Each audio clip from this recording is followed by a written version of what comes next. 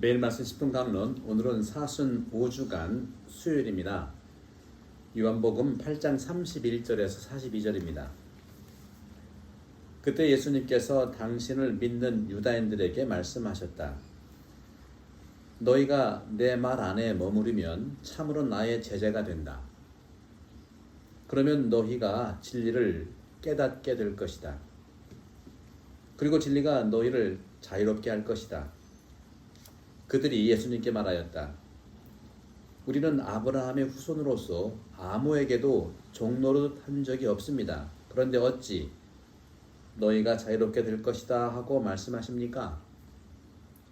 예수님께서 그들에게 대답하셨다. 내가 진실로 진실로 너희에게 말한다.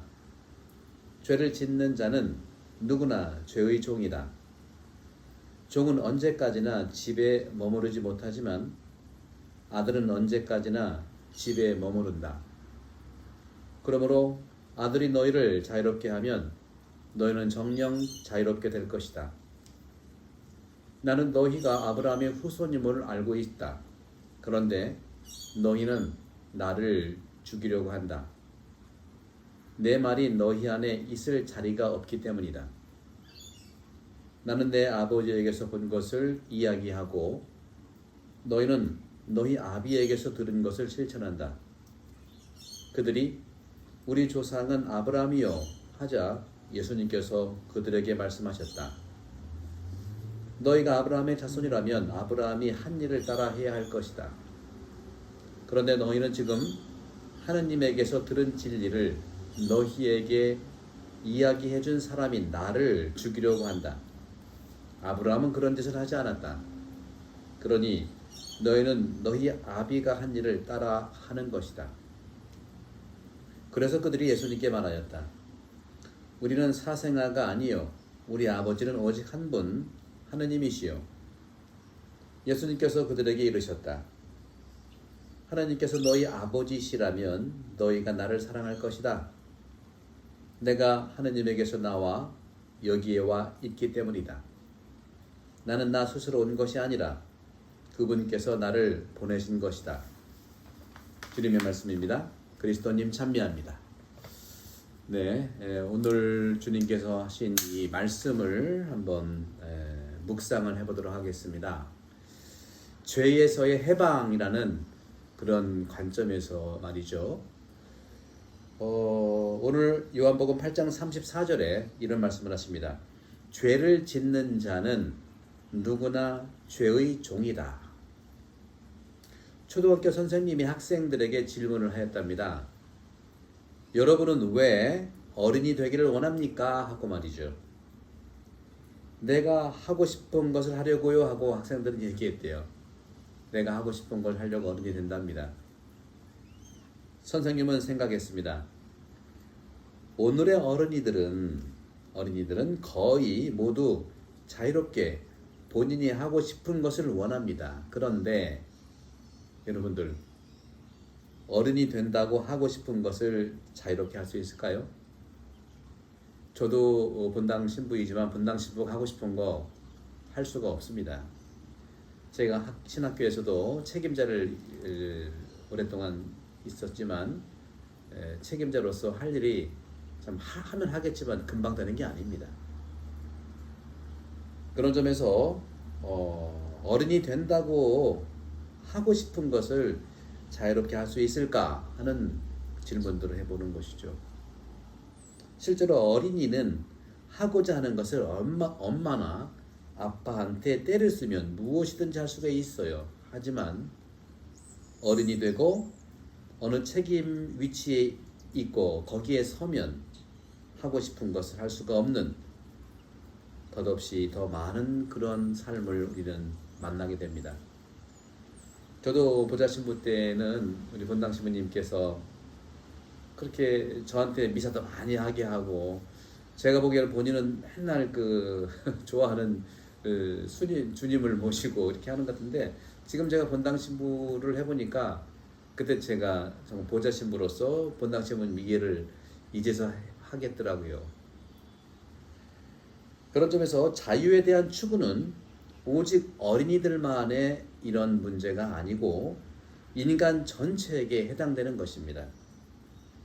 역사는 국가라든가 사회 또는 개인적인 자유를 위해서 끊임없이 벌어지고 있는 싸움입니다.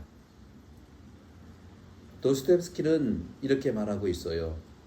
인간은 종의 신분임을 즉시 알아차린 다음부터는 항상 자유를 위해서 싸운다고 말이죠. 어떻게 그것이 가능합니까? 아리스토텔레스는 이렇게 말했습니다. 자유로운 행동을 정의하기를 바로 행동 그 자체에 다른 원인을 가지고 있지 않는 행동이 자유로운 행동이다. 그래서 아리스토텔레스는 하느님을 원인이 없는 순수 행동, 부동의 원동자라고 했습니다. 이것을 토마스 아퀴나스는 두 번째 천년의 가톨릭의 그런 토미즘으로 받아들여서 오늘날까지 그리스도교의 이런 기초를 놓고 있는 것이죠. 플라톤은 하느님을 순수 생각, 아리스토텔레스는 하느님을 순수 행동, 이 두 개가 다 일리가 있는 것이죠. 순수 생각이 바로 표현되는 것이 말씀 예수 그리스도이고, 순수 행동이 말 그대로 행동으로 드러난 것, 그것이 바로 육화사건 아니겠습니까? 그런 점에서 어느 누구도 의무를 부과하거나 강요하지 않는 행동, 그것을 원합니다. 하지만 본질에 따른 선한 행동이 있어야 되는 것 아닐까요? 그 대신 죄라고 하는 것은 한번 보십시다. 죄라고 하는 것은 본성에 반대하는 것으로서 역시 자유에도 반대하고 있는 것입니다. 그런데 죄라고 하는 것은 전통적으로 그리스도교 영성사 안에서 악이라고 하는 것과 맞물리는데, 그럼 죄악은 무엇이냐? 죄악은 바로 나쁜 생각에서 우리에게 들어온다는 겁니다. 또는 심술궂은 경향, 나쁜 생각, 여기서부터 시작합니다. 그래서 우리는 세례 때에 유아 세례를 줄 때도 그렇죠. 악행을 끊어버립니까? 악의 뿌리를 끊어버립니까? 할 때 그 악의 뿌리와 악행은 바로 나쁜 생각입니다. 나쁜 생각을 끊어버려야 되는 것이죠. 그래서 주님께서는 죄를 짓는 자는 누구나 죄의 종이다 하고 말하고 있는 것이죠. 자유에 반대되는 것을 잘 관찰해 보면요, 그것들은 우리 자신에게서 오지 않습니다. 그 역시 나쁜 생각이 밖에서 오고요, 우리는 그 나쁜 생각을 실현하려는 의지를 갖게 되는 것이죠. 이것이 동의라고 하는 거예요. 마음의 동의, 아니면 생각의 동의. 혹시 그것에 저항해 보기도 하고 동의도 해보지만 그것을 자유롭게 행동한 것으로 받아들여서 속아 넘어갈 수 있다는 겁니다. 다시 말하면 나쁜 생각, 죄에 대한 압박을 피하면서 현실적으로 남는 것은 우리가 노예 상태가 된다는 것입니다. 오늘 주님께서는 이렇게 말씀하십니다. 요한복음 8장 32절에서 진리가 너희를 자유롭게 할 것이다. 어느 누구도 나쁜 생각과 충동에 스스로 넘어가기를 원하는 사람은 없습니다.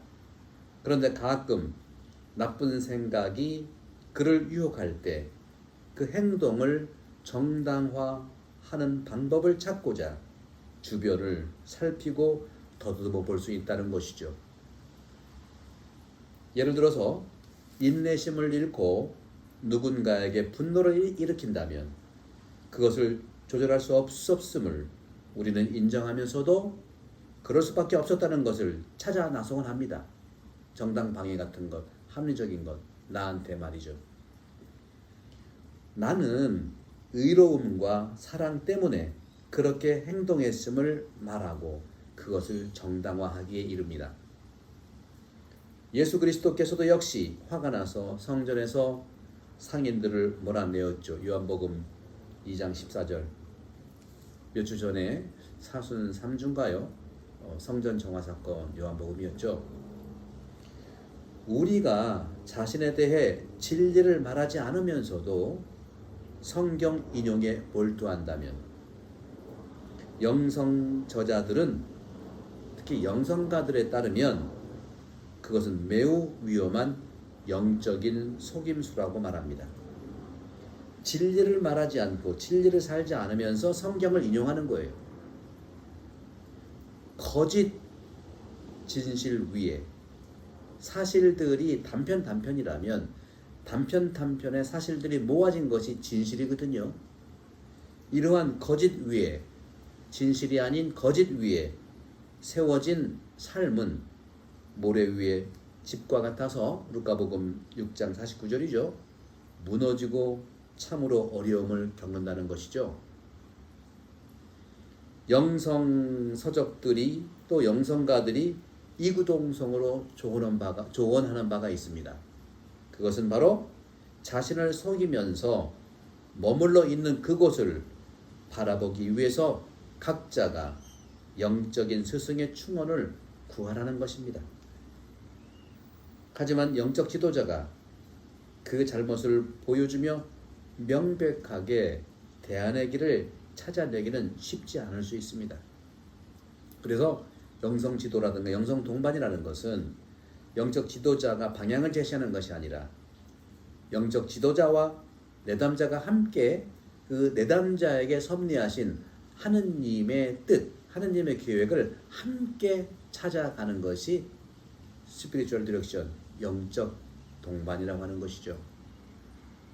그럴 때 오히려 홀로 이해하며 그 진리에 도달하기 위한 올바른 길에서 자신의 인격을 맡길 수 있는 분, 바로 그분이 예수 그리스도이시고 그분께서 진리가 너희를 자유롭게 할 것이다 라는 말씀하시는 진리의 주인 예수 그리스도이십니다.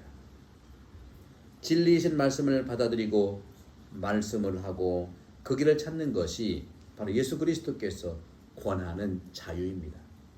예수 그리스도를 따라 사는 것이 자유이죠. 오늘 복음 8장 36절, 아들이 너희를 자유롭게 하면 너희는 정녕 자유롭게 될 것이다. 어떤 좋은 것을 실현하려는 뜻을 가지고 있지만 나는 나쁜 짓을 하고 있다 하고 오비디오라고 하는 시인이 말하고 있죠. 그 시인은 또 이렇게 말합니다. 오류를 다시 깨닫는다는 것은 그것을 교정하기 위한 첫걸음이라고 말합니다. 하지만 홀로 변화의 길을 향하는 인지가 깨달음이 죄에 둘러싸인 노예, 그러한 성격을, 노예성을 이겨내기란 여간 쉽지 않다고 말하고 있는 것이죠. 선과 좋은 것, 이 두 가지는 인간 본성의 법, 그리고 하느님의 법에 따르고 있는 것입니다. 하지만 죄는 법을 따르는 것처럼 그렇게 자주 반복되는 경향을 나타내곤 합니다. 합리화죠. 악마가 하와 아담에게 뱀의 모습으로 거짓말하잖아요. 하나님께서는 모든 걸 다 먹으라 낙원에 있는 거. 하지만 이 한 가지 선과 악을 알게 하는 나무 생명나무를 먹지 말라 했는데 마귀 즉 뱀은 다 먹어라. 이거 먹으면 하나님처럼 눈이 밝아진다. 다 먹어라.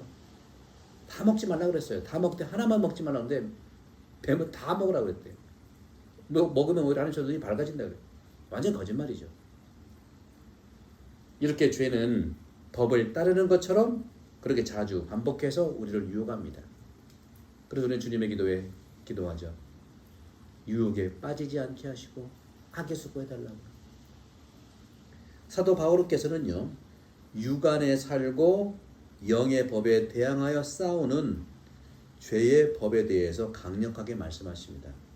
로마서 7장에서 사도 바오로는 이러한 상징적이고 암시적인 모양으로 이러한 싸움을, 영적인 싸움을 강력하게 표현하고 있습니다.